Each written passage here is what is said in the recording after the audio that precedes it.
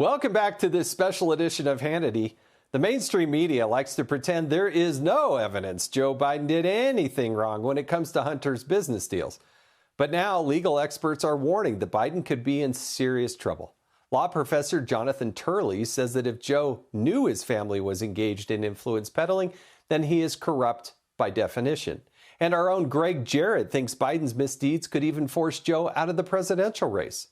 Of course, more evidence will come to light as the House impeachment investigation continues.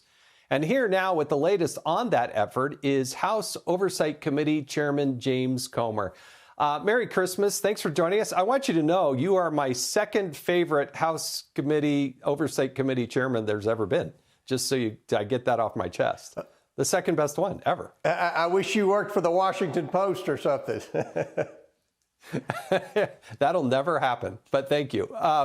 Listen, one of the things that I just laugh about every time I hear the mainstream media, there's no evidence that Joe Biden has done anything wrong. But the money that's been flowing into the Biden family business and all those around him without a product other than Joe Biden is absolutely stunning. When people ask you that question, how do you respond to them?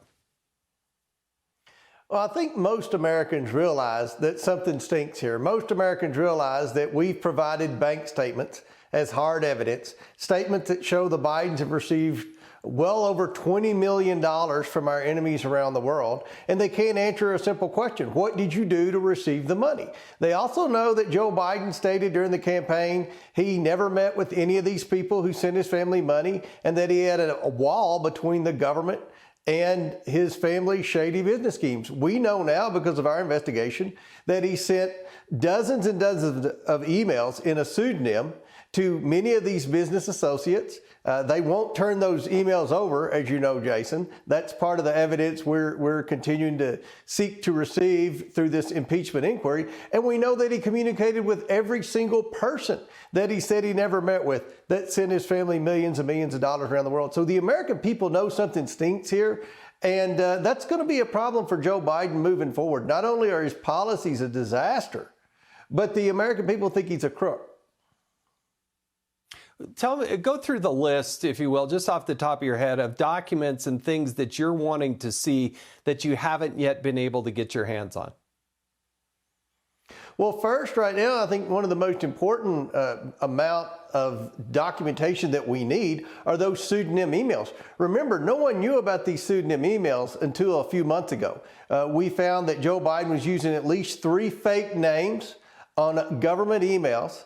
What we didn't know until recently was that he was in fact using those pseudonym emails to communicate with not just his son, Hunter Biden, but also with his shady business associates. The Politico, in their never-ending defense of Joe Biden, wrote a story when the White House turned over 14 of these emails, which didn't even amount to 0.5%, and said, oh, there's nothing here. These are junk emails. But what we learned from the indictment in California, several of those emails that Joe Biden used a pseudonym were used as evidence against Hunter Biden in his failure to pay taxes. So that is important evidence there. We also need those depositions. There's certainly a reason that Hunter Biden's not wanting to come in and answer questions. We have his bank statements, and bank records don't lie. So we want to depose Hunter Biden. Obviously, we want to depose all of the business associates, but we also need those pseudonym emails, and we also have questions for the National Archives. Which countries were involved in the documents that Joe Biden mishandled? That's something that I think is very important of our investigation, because we've identified, Jason, a couple of emails that Hunter sent to people in Ukraine, for example, that we believe may have been classified documents that Joe Biden mishandled, that were in possibly the garage of Joe Biden's house where his son was living. And finally, Hunter Biden not showing up before the committee with the duly issued subpoena. How soon do you think the House would actually move to hold him in contempt?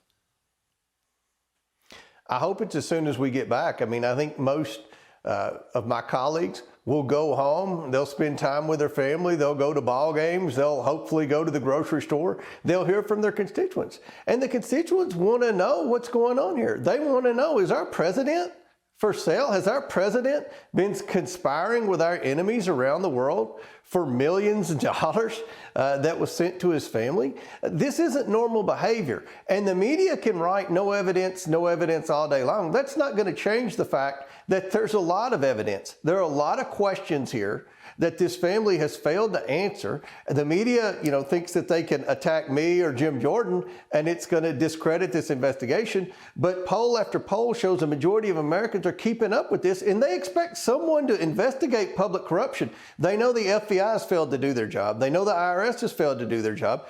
And they know that the Department of Justice has failed to do their job. So the only entity that's left out there is the House Oversight Committee. Thank God the Republicans won the majority and we have subpoena power. We're using that subpoena power in a disciplined and transparent manner to try to get the truth to the American people about whether or not this president is compromised. Chairman Comer, thanks for joining us on Hannity. Merry Christmas and Happy New Year. Appreciate it.